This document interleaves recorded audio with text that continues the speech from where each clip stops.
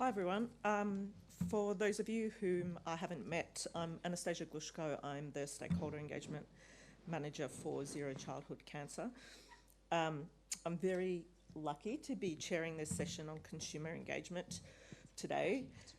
I joined CCI from a background of economic policy, where the term consumer is a wonderful thing. It evokes imagery of joyful Babylonian spending, growth and prosperity. So I was quite surprised when I joined our sector to find the term consumer so readily and commonly deployed, since, as far as I know, nobody on the planet would want to be in a position to have to buy what we're selling.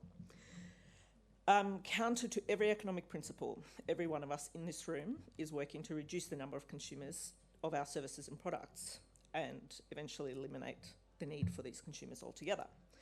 Which is, of course, why consumers are the absolute centre of everything all of us do and at the core of every presentation we have heard today and yesterday.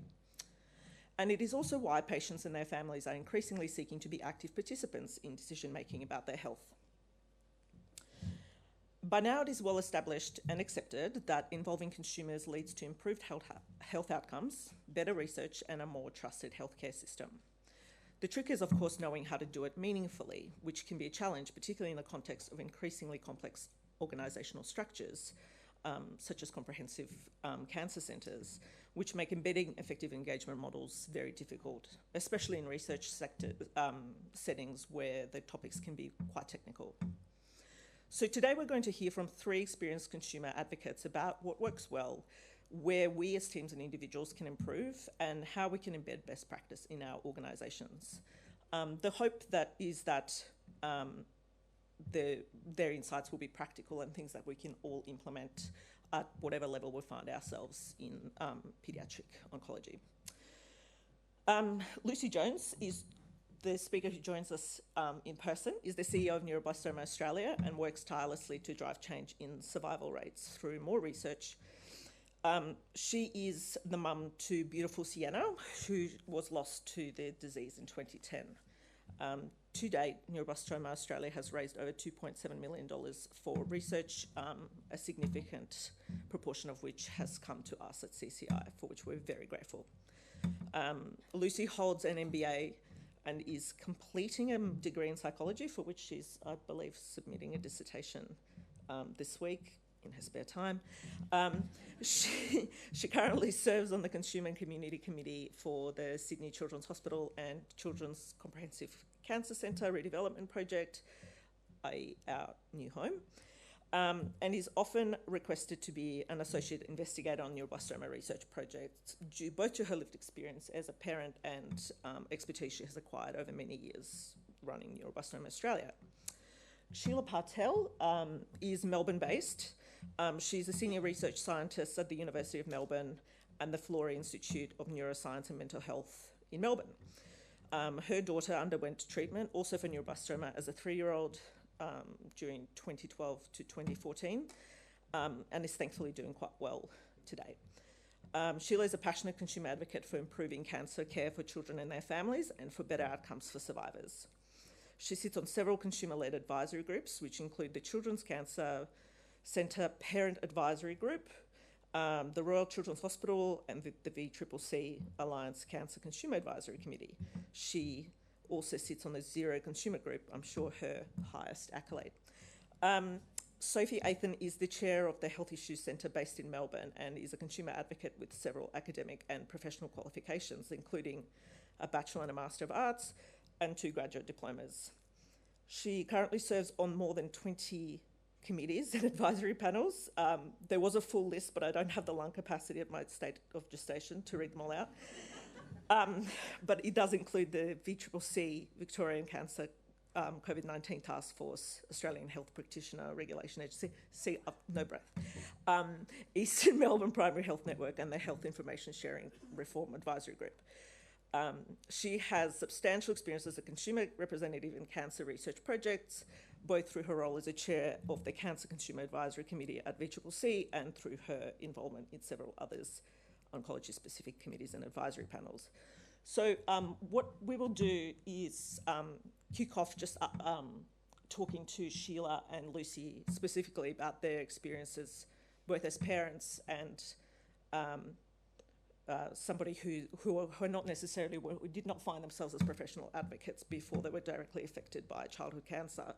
And then we will kick it over to Sophie, who will talk to us about the complexities of implementing engagement models in organisations such as ours, and the ones we find ourselves working with both now and in the future.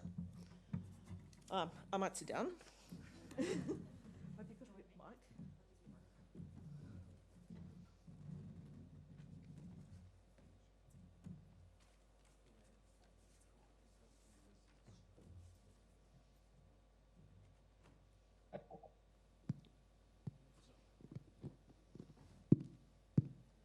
Mine works.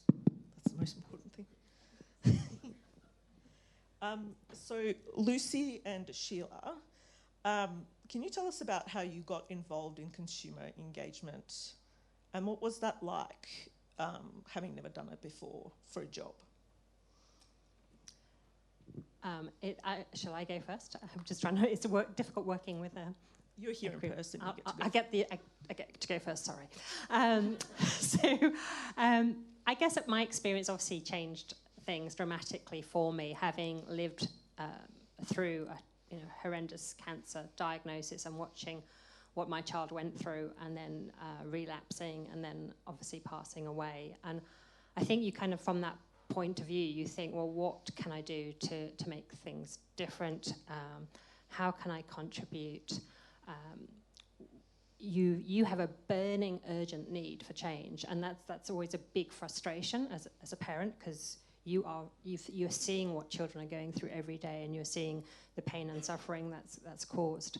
So from my perspective, it was like, well, can I make it more real to researchers? Can I actually explain what's really important, and also what the problems were as a parent, and what a young child, particularly toddlers, what they have to do, because a lot of the treatments are just not actually suited to toddlers, and just even getting the treatment into the child sometimes is hugely challenging. So I think I was invited, and it was in a kind of difficult phase after my daughter died, whether I wanted to do it or not. But then fundamentally it was like, yes, I think I can contribute, and I can pass on sort of a prioritisation of what's really needed. And there are certain elements where I've been invited to do research projects and talk to scientists and clinicians and researchers.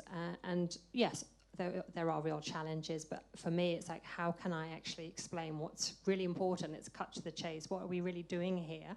And actually, I sometimes just think there's so much sort of discussion and so much intensification of treatments. Is it the answer? So I think I can play a role sometimes challenging. I'm certainly not an expert, and that's can be tricky for me to understand some of the issues that are raised. But I think sort of challenging sometimes the direction is something that parents and consumers can actually do. Sheila, how about you? How did you get involved, and what was that like? Did anything surprise you when you first got involved? You obviously come from a different background to Lucy insofar as you're a scientist yourself. So unlike most consumer advocates, you actually understand the science, or at least understand the process if you don't understand the content. What was that like for you? Yeah, sure. So my experience and involvement is similar as Lucy, and it was the drive for wanting to do something really and contributing back to the system was by getting involved. I apologise for the medical message that's happening. Sorry. Initially I wanted to be a voice really for my daughter, because again she was young like Lucy's daughter, being the age of 3, cannot advocate for herself. I saw firsthand what her cancer treatment did to her, and yeah, so that's pretty much what has driven me to contribute in this space. Initially my involvement was about 1.5 years after my daughter finished treatment, and it was mainly in the Children's Cancer Centre at the Royal Children's Hospital. That's where she was treated.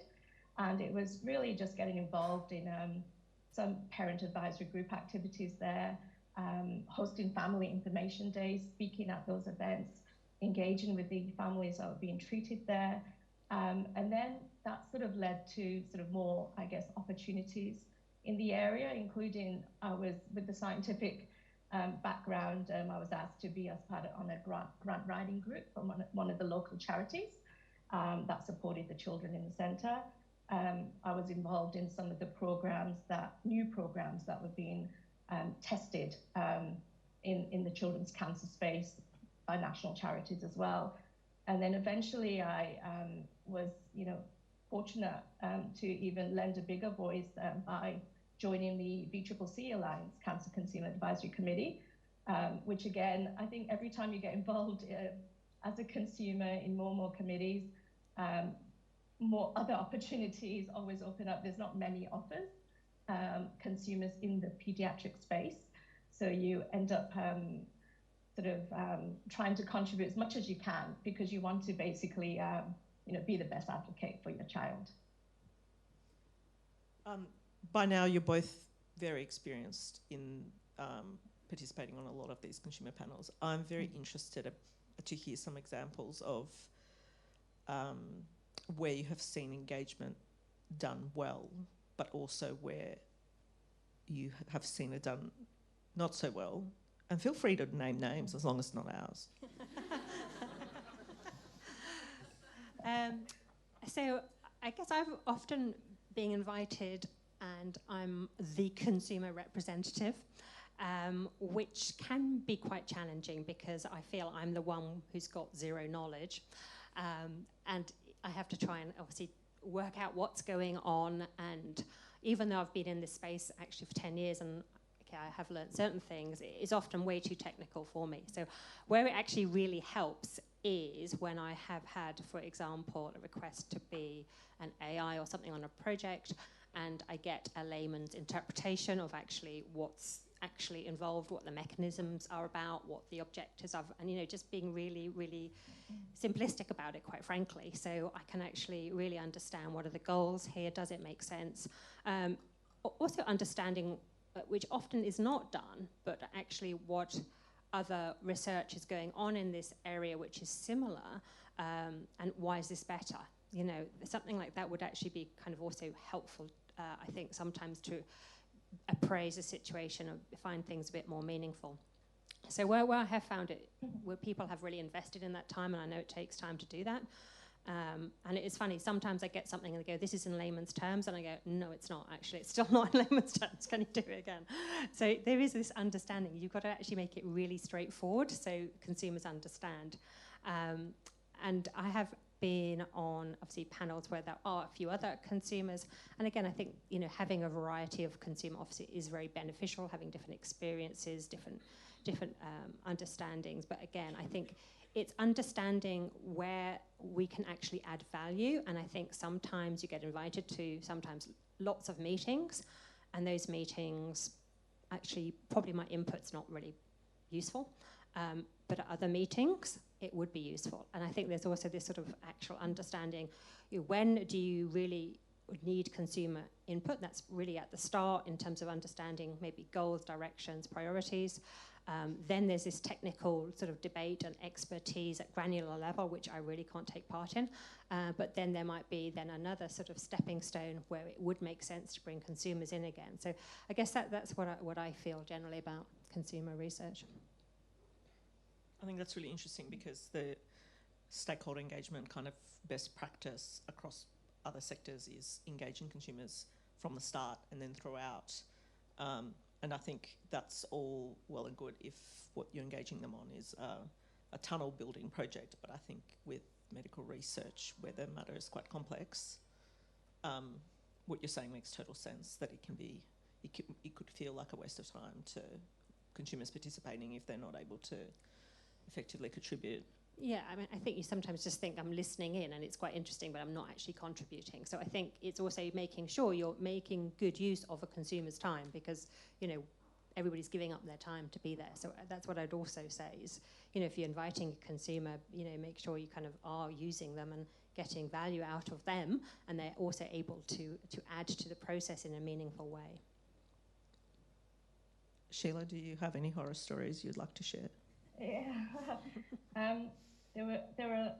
Yeah, I mean, at the start, when I first began in this consumer space, I guess I didn't really know what it looks like, and you want to help, and then you get asked to, be on a committee, or. But there were a few occasions, that I felt that I was just there to really tick some boxes.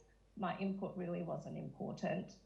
In fact, I think one occasion I was asked not to say anything because all the decisions have been made, and I was really just there as that token one consumer with, more than 20 clinicians, health professionals, very experienced in their area, and it's a real power imbalance as well.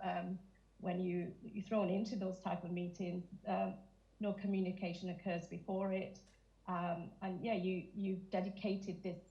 I mean, it's not a job, it's my free time, my time that I, devote because of this passion that I have, and you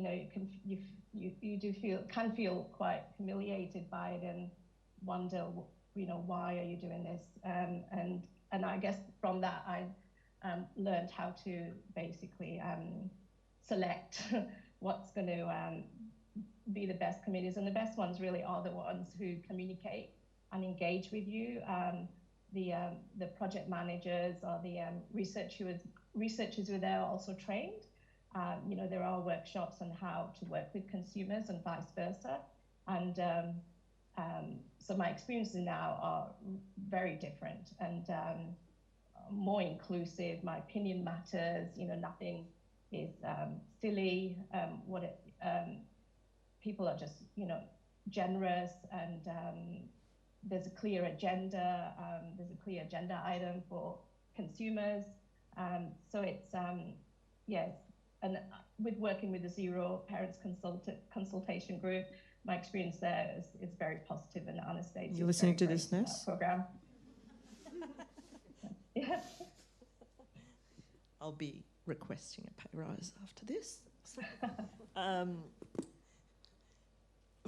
Is it, in both of your experiences, I suppose, more tricky to contribute to projects that are quite technical? I heard what you're saying, Lucy, about areas where you feel you have nothing to add because you don't understand the subject matter necessarily, which, by the way, I very much sympathise with. Is it easier to provide input to work being done in the clinical setting because you have that lived experience of having cared for your daughter in a hospital, but then when it comes to research work, it's quite difficult for you to know where you might add value. Do you sense there's this divide between clinical and research in that sense, in terms of how you can participate as a consumer? Yeah, there definitely is, but actually I seem to be more involved in research projects than clinical actual projects. So I think that's where the challenge lies, actually, is to make sure that there's an interpretation of the technical data for a consumer. But yeah, I still would say that if it's a discussion as to, I guess, which targets are going to be the best targets based on all the computational results that they've got, it's not me who's going to, contribute to that conversation. So I think, it's understanding, I can, add value here, I can't there. So it goes back to what I feel, it's, it's a process, and I can be valued at, I think certainly at the start, for me, it's like, the overall goal is getting a cure, but obviously not at all costs. And we want to get safer, easier, kinder treatments for the children, far fewer of them, obviously ones that are going to be a lot more powerful. And I think sometimes just even saying that, I see, treatments and research that keeps on adding on treatments, and it's like, actually, is that really what, as a consumer, we want? We don't want that. We don't want treatment extended. It's already at 14 months for neuroblastoma, and you're looking at, in addition to the challenge of going through all those treatments with the high levels of toxicity, you're also adding on an awful lot of trauma along the way. So, this is, what we want is, looking at that as the key objective up front. And I even think sometimes that's missed. Sheila, do you have anything to add on that? Yeah, similar to Lucy. I mean, absolutely 100% agree with what Lucy's said, and having a daughter who has survived treatment for neuroblastoma and who still lives with the devastating effects of it. I mean, every year there's a new challenge that comes up that we have to deal with, and I guess we want these sort of scientists to understand that really from our perspective of what it's actually like and what we think is also important and things we want the science to address, etc. And I mean working as a scientist as well, I mean I quite often see lab scientists in other areas where they're not really engaged with the consumers or haven't really met consumers or involved consumers in their research. So I feel sometimes that it's quite powerful if they have that relationship and include consumers in their research so they can see the other side of it. That's great, thank you both. We might just quickly throw to Sophy, who brings a slightly different perspective on all of this, which is implementing models of engagement at that organisational level. My observation in the 18 months I've been with Xero is that there's no shortage of goodwill and willingness to engage with consumers, but often organisationally it can be really tricky, and people don't necessarily, both clinicians and researchers don't necessarily know how to do that in relation to their specific project. And as our organisations grow bigger and more complex in this collaborative settings, multidisciplinary settings, it becomes ever trickier, and more support is required for that work. Sophy has a lot of experience in implementing these models in very complex, large settings. And I know she's got a bit of a presentation about how to do it well and how to do it more effectively as well. So I'll leave it to you, Sophy, and then we might have leave some time for questions for all three of our speakers. So save them up. Okay, thanks, Anastasia. Look, really interesting always listening to individual personal experience. It's always such a richness that comes from the individual sharing their knowledge and experience, and it can often be challenging when individuals talk about, what they've gone through and how they've experienced it. And it's even more so when it comes to childhood cancer. So I found it really moving and very informative listening to both Lucy and to Sheila. Talking about how to engage and how to bring about structural. We're talking now about systems, and we're talking about the introduction of a system. In terms of the work that we've done, we've started with nothing. So when I was approached to become the independent chair of setting up a Cancer Community Advisory Committee, Consumer Advisory Committee, we had no one on board, and there were absolutely no systems and nothing that would be considered to be what would the consumers be doing, what would the approach be, or any of that. So we started by the initial principle, which is the board, the organisation, the high-level executive team decided that it would be really appropriate and timely to set up a Cancer Consumer Advisory Committee as a first step towards looking at a systemic approach of how to bring consumers on board within the VCCC Alliance. And the VCCC Alliance has really 10 partners, as people would know. Some are universities, some are research institutes or institutes, and then of course we have health services.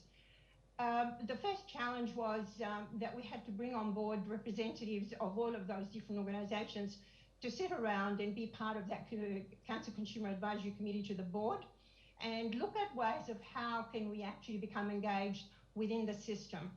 Being engaged within the VCCC Alliance is a little bit different to working within the clinical space within health services. It's health services are direct. You can have input into any particular model of care or any deliverables or quality and safety. Within the VCCC Alliance, the arm is research, education, and clinical trials. So So you've got to start looking at how can you involve consumers in an effective way around the research component of the VCCC Alliance. And to do that, we had to start looking at ways of taking the particular consumers that we had and looking at the profiles and determining what kind of support do we need to have in place. Often there are assumptions made that because you've had a personal experience of cancer, automatically that translates into being an effective consumer, coming in and participating right across from high level to a particular focus group or whatever it might be. And that's really incorrect and unfair. So we really started looking around how do you define the different skill sets of different consumers and different knowledges and backgrounds for the different expectations and understandings around what the organizational needs are.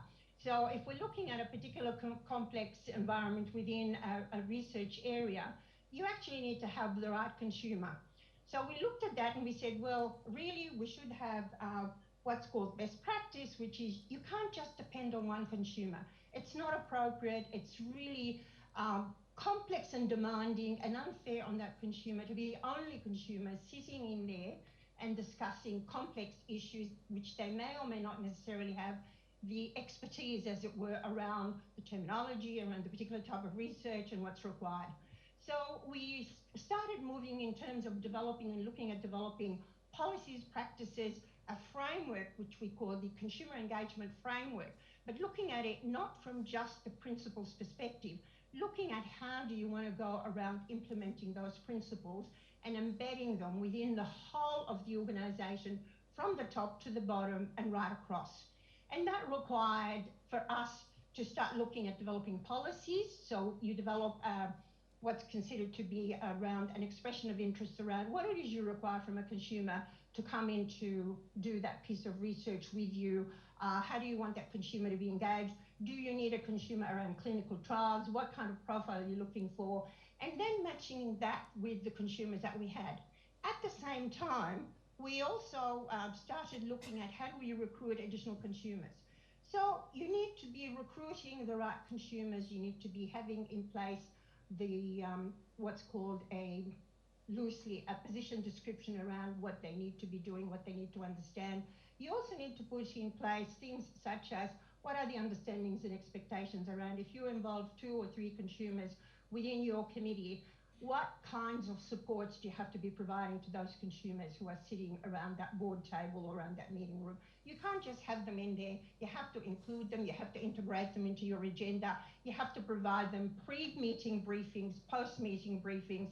You have to make sure that they have all the information. They have to be able to participate actively and to be able to be listened to. You also provide feedback to the chair, and also there's feedback back to the consumers around what it is that's being expected. Have they actually, does it match? Is it working? Isn't it working?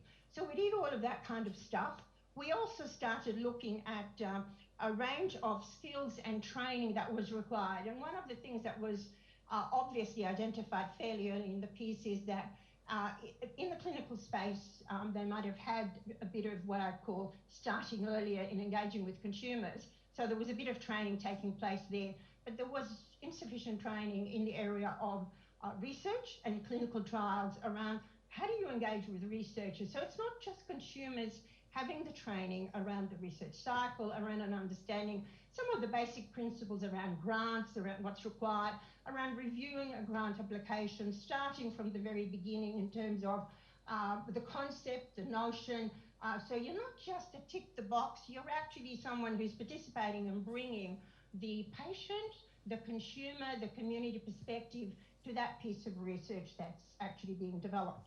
So looking at all of that, we started deciding that we need to train not just the consumers, we need to increase capacity, we need to provide opportunity for them to be better informed, have better confidence, have better understanding, but also around clinicians and around researchers and around educators, what do they need? Because there's a bit of a hesitancy around how do we engage with consumers, what's the best way, I'm not quite sure, do they have an understanding? Are they going to be able to be up to it? We need to have them, but really, are they going to be what, as Sheila said, value adding to the process? Is this something that we're looking for? So we've undertaken a range of workshops around training and working together between researchers and consumers around all of the work that's required within the VCCC. And I have to say, we now have 35 consumers, all the variety, lots of consumers, as you would all expect, come from a variety of backgrounds, a variety of levels of education, capacity, experience, and they bring all of that with them into the room when they're sitting there and discussing around a particular grant, a particular piece of research. And one of the things that we're considering is looking at bringing about better understanding around, you actually have to involve consumers at the very start of the process. It's a little bit of a tick of the box when you say, well, bring them halfway or at the end of the process. Now that we're going up for the grant, oh goodness me, we forgot to bring a couple of consumers. Let's call, Sheila and Sophie, and they can tick the box and they'll give us the go-ahead and we'll be able to go for the grant.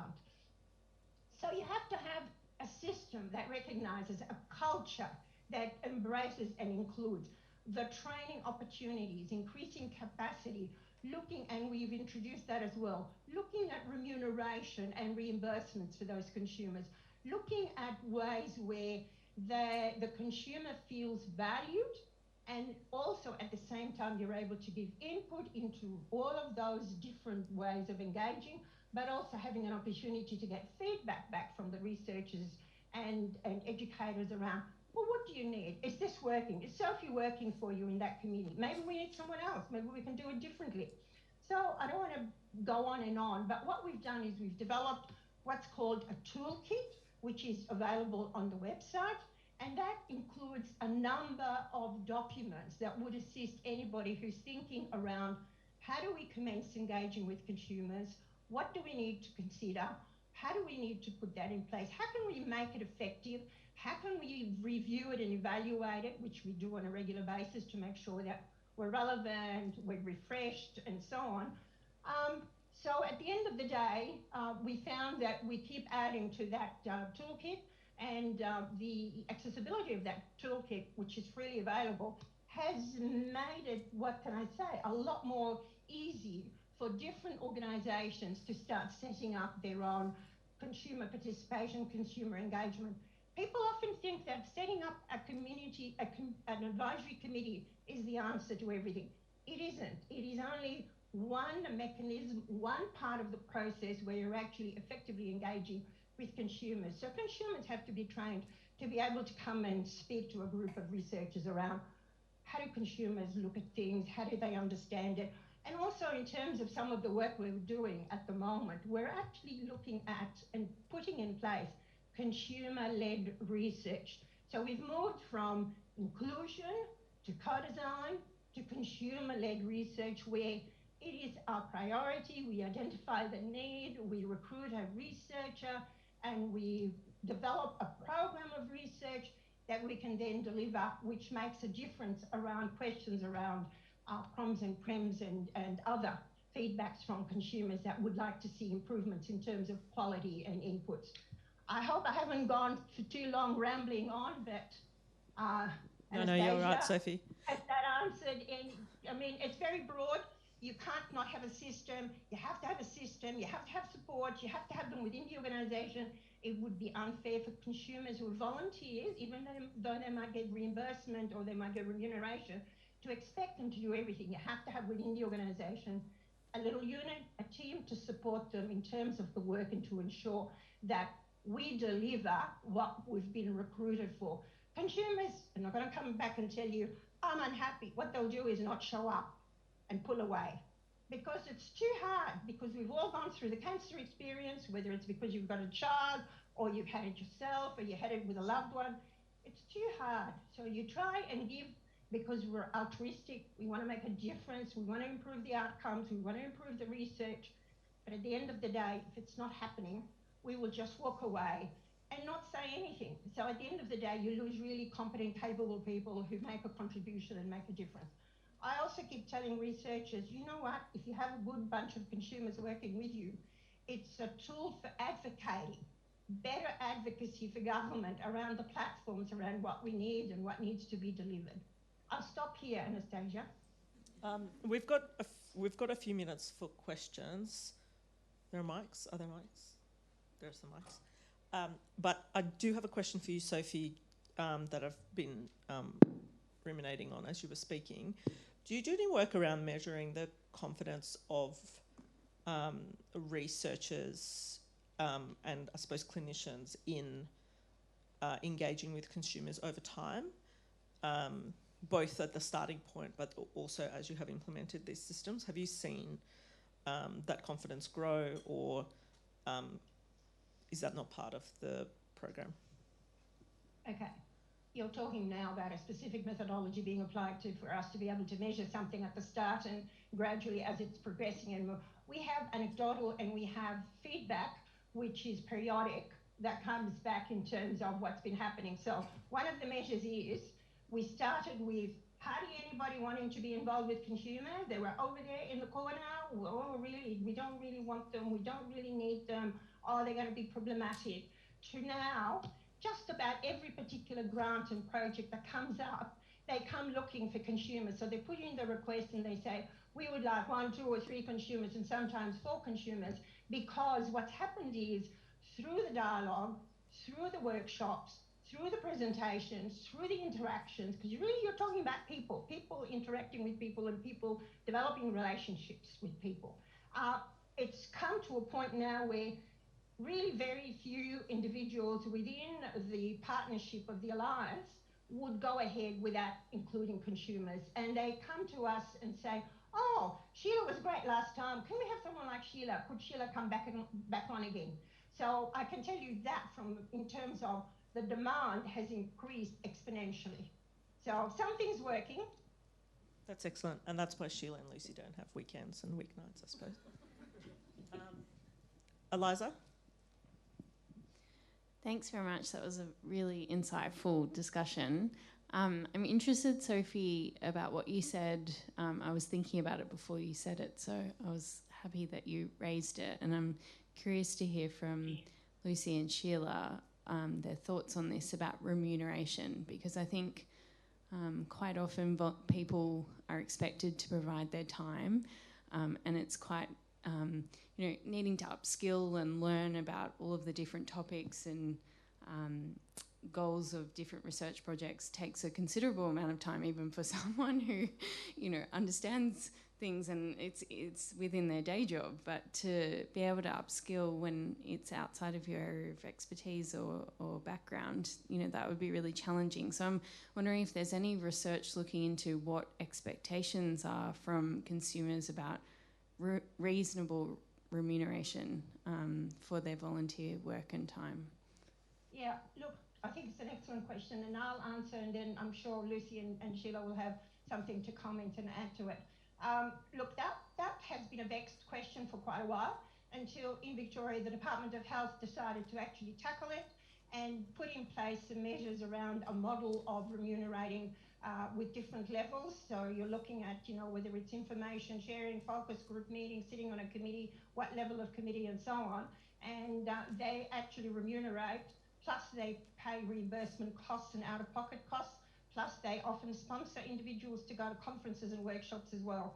Now, the reason and the rationale around that is that we always make assumptions that it's an equitable system and everybody can participate equally. The reality is it's not correct, and therefore we think it's important that you remunerate those individuals sitting there. And it's also they're the only ones sitting around that board table who is not actually getting remunerated for their expertise.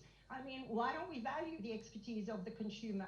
We should be valuing that expertise, because it's not just about being a patient and having gone through the experience. It's actually seeing the system from the start of it to the end of it. And they're the only ones who experience the whole system right through, including clinical trials and also end of life and support and so on at the end of life. And so it's important to be able to recognise that, to make sure that people have access to that. Individuals who feel affronted or feel I should not get paid, I love doing it for nothing, they can donate it to a charity or do something different with it. So it's not compulsory, but it's in the system. And as I said, in Victoria, it's recognised by the government that if you bring in consumers, you have to remunerate them. Yeah, I think that's really interesting, and I think I've changed my thinking over time about this as well, because I think there's generally the expectation that you'll be donating your time, and that has certainly been the case with me today. But I have started to say to organisations and researchers, there's actually an opportunity cost if I do this and I'm not doing that, and I'm actually also running a charity. I'm also working really long hours. So the reality is when you put a proposal together, you should start actually including a time, that you're using from a consumer. So I'm just starting to raise that. But I think it's right, because I now it's not that I get asked a lot, so I kind of also now get to this crunch point as to actually, is it going to actually detract from my day job by doing this? So, I think there is definitely a value that needs to be put on it. Sheila, what do you think? Yeah. Would you like more money or less money? Again, I do this, I volunteer, I don't request any remuneration, but a lot of the organisations or committees I'm on do not offer it. So they might pay for your car park ticket, and pre-COVID, I guess it was worse, because now at least people have remote meetings, but pre-COVID there was an expectation that you would leave work and go to a meeting off-site, and because that 2 p.m. was the meeting or 10 a.m.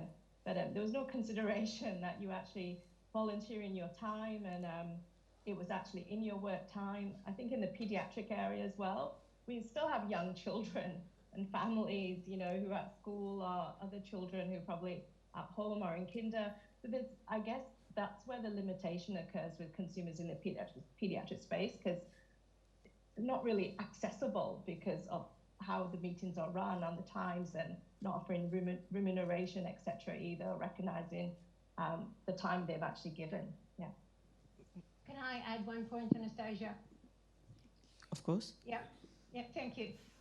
One of the things I've been doing over the last period of time is I'm invited to be either a CI or an AI, and I make sure that in the budget there is allowance for consumers. If you're going to be bringing consumers on board, you're going to have a consumer panel, you're going to have a survey that goes out to consumers to come into a focus group and so on, you have to have a budget that will recognise and pay for that.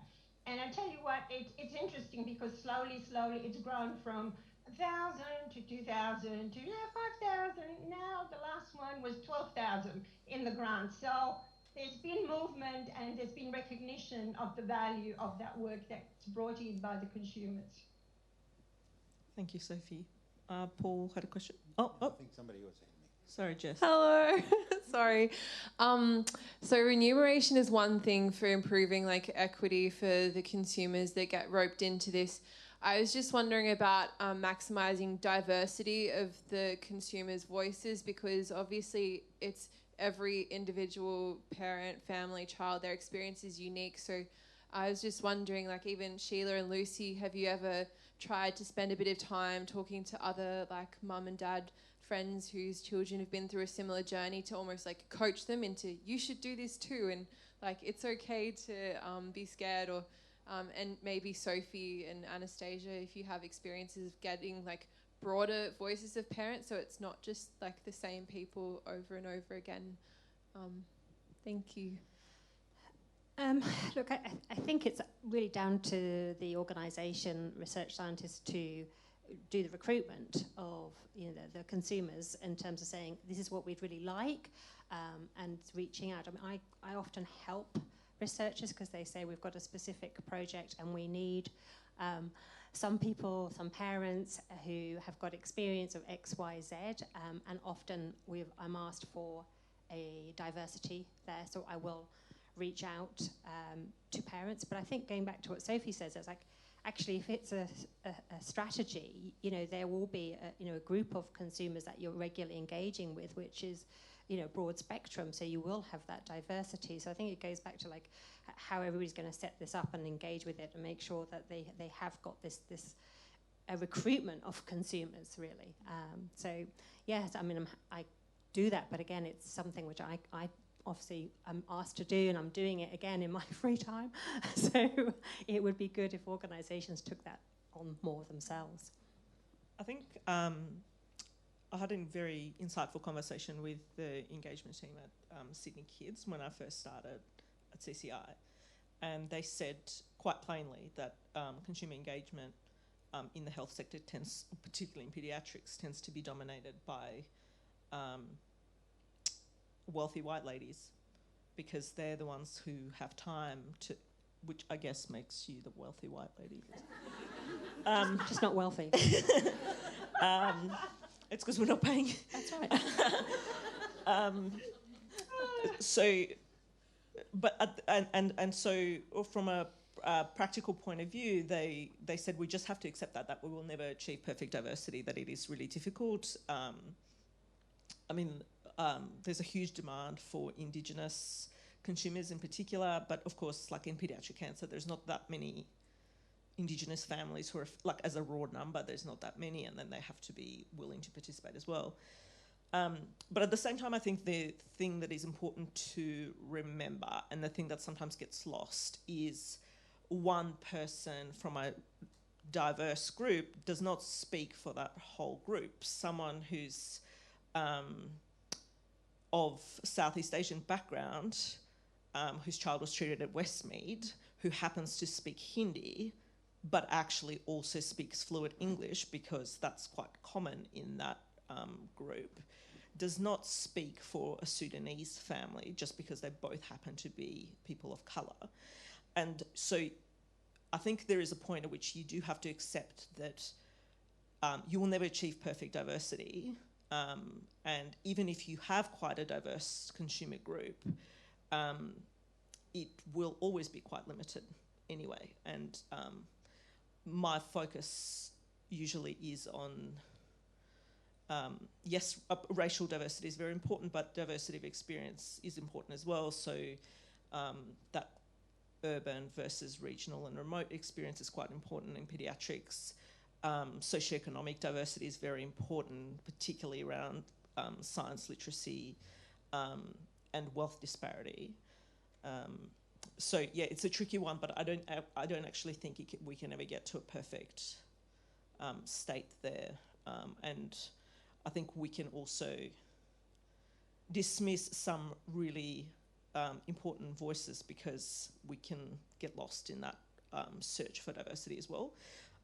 Some people are just naturally better at contributing to these sorts of projects as well. Like that's an important consideration, I think. And when I approached Lucy to help find families for the Zero consumer group, not all families are comfortable contributing in a group setting. And sometimes I think that's more important to have people who contribute actively and productively and than the fact of their diversity. I don't know if that's really controversial to say. Sophie, you probably disagree with me. Yeah, I do. Look, it's challenging, but it's because the model doesn't work. We expect them to fit into the model. We need to change the model to be able to work with those communities. It doesn't mean they have to sit on every committee. It doesn't mean they have to sit on every research project, but certainly we have to make an effort to diversify and include and integrate.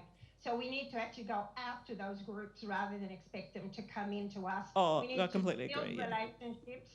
We need to build relationships. It all takes time. They develop trust. We need to work with the community leaders.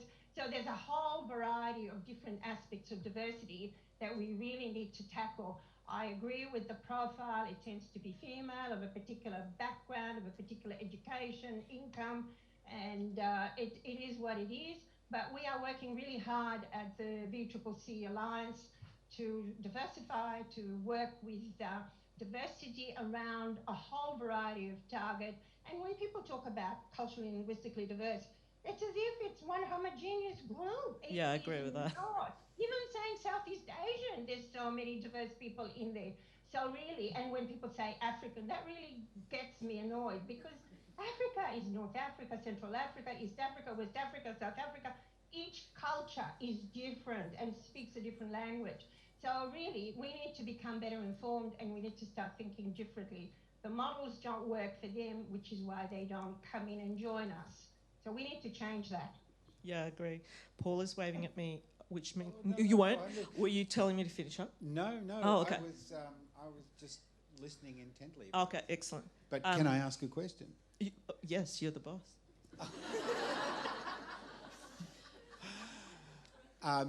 This is a question I think is I'm going to direct specifically to Lucy and Sheila, but Sophie, please feel free to pitch in, because everyone has emphasised firstly the idea of getting involved very early on in projects, but also sometimes the challenges of very technical projects and finding out how to engage.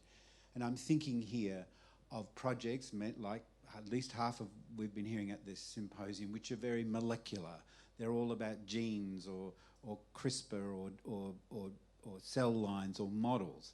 So when you think about those types of projects and when you think about getting engaged early, I'm wondering, what should those conversations look like? How can those early conversations about technical things be productive for both the consumer and the researchers?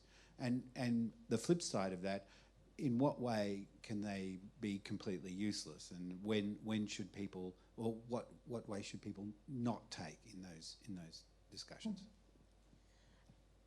Look, I do think it's quite challenging in those discussions, and look, I'm often involved in those types of projects, so this is where I'm kind of finding it like hands up, though there are parts of those committees, or I'm the consumer representative, that I feel like a spare wheel really, and I think the reality is up front to that research project, it needs to be explained really clearly what the objectives are.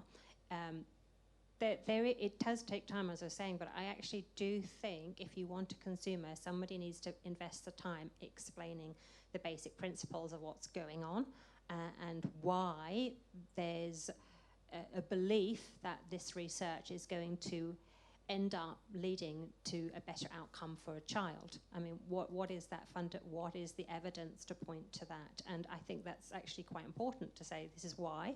And take the time to explain it. So I think there is, if you want that investment, it's actually, again, that upfront communication, that elaboration, and I'll say to you, not every scientist can actually do that. It comes down to certain scientists who are very good at it, and some are less good at it. But then, there are points. And not every consumer can do that too. Yeah, that's true as well. So I think then there, as I was saying, like even I'm on the Zero Expert committee, there are parts of that where I just feel like I can't contribute, and actually it would make sense not to invite me to that meeting because I've got other things to do.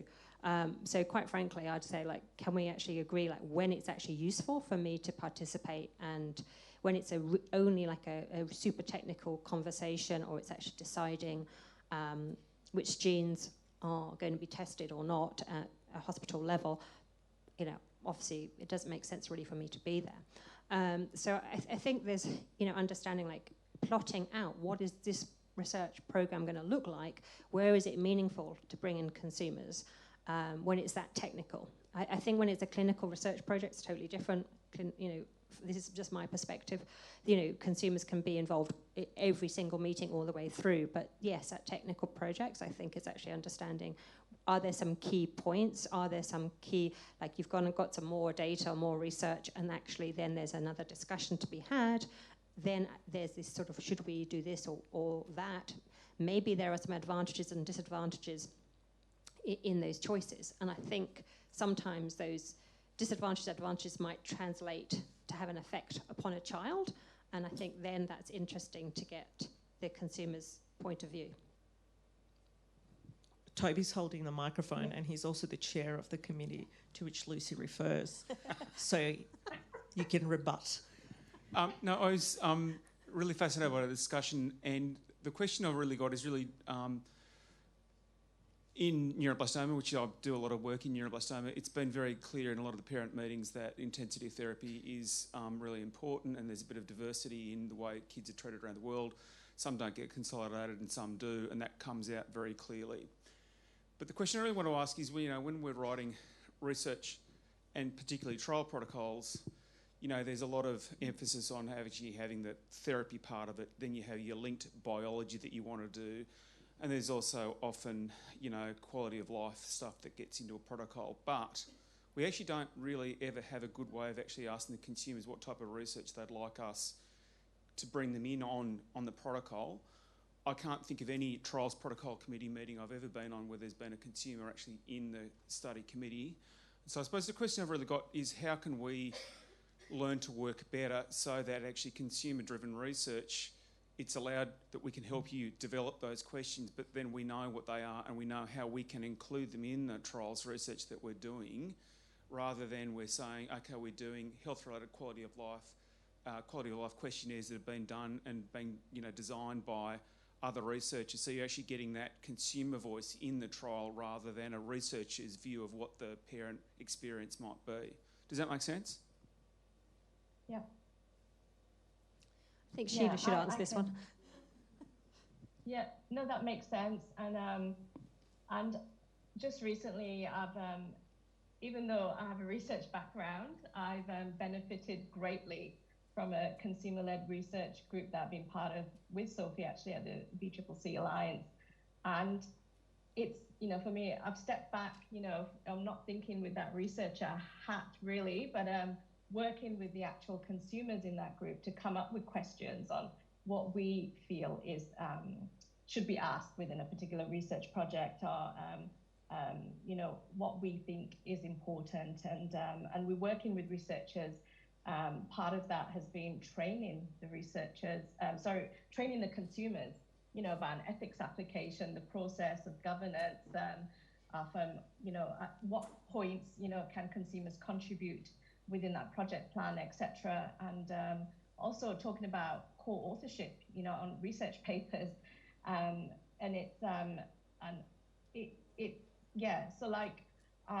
think at the start there needs to be some sort of training and have a good model, I guess, with how you want to and when you want to engage that consumer or consumers, actually, not just one person but a group of people, and think about. I think that's all we want to put our input and values in there from our lived experience. And so we can actually provide quite a lot of insights into those quality outcome measures. Toby's got the mic again. Yeah, I suppose I'm also more interested in the idea of actually doing research that the consumers want to do, rather than we're saying we're going to measure your quality of life based on some, it's more about actually helping us to work better with consumers. So the questions that consumers see are important, are valued by researchers, and they get included as study objectives in their own right. So it's not really driven by the researchers, it's driven by the family. It's not consultation, it's actually you're telling us what your research you want us to do with you. So you're talking about that shaping before. Absolutely. Yeah, that even like the shaping of the proposition to begin with. Yeah. Can I answer that? Go on. Yeah. Look, I'm involved with PrimCat and I'm the chair of the consumer panel, and we have actually done exactly that. We, the consumers, have identified a need out of all of the data that was, the linked data that was being developed around what we thought as consumers was a critical component that wasn't being researched. And we have now reached the point where that question has been refined.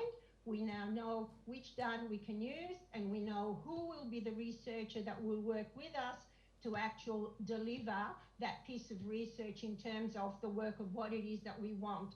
So this is a consumer identified priority around work, which is to improve the quality of life, to measure certain outcomes that we think are important. The other thing that I've been doing recently is I've been talking within the BCCC Alliance is around giving us the opportunity. We would like to take the opportunity as consumers to identify areas of research around particular topics and themes that we think are a priority, and then start looking and seeing whether we can engage and partner with researchers who would be interested in working with us. So it needs to be, you have all your agenda. We also would like to have an agenda that reflects what we have identified as areas of high priority for us as patients and consumers and parents. Thanks, Sophie. I'm pretty sure we're massively over time, but maybe one more question if someone has it, otherwise I'll wrap it up. Great. Thank you so much, Lucy, Sophie and Sheila. We so appreciate your time joining us today. Noting it's within business hours, as you advised us not to do. If everyone could join me in thanking our speakers, please.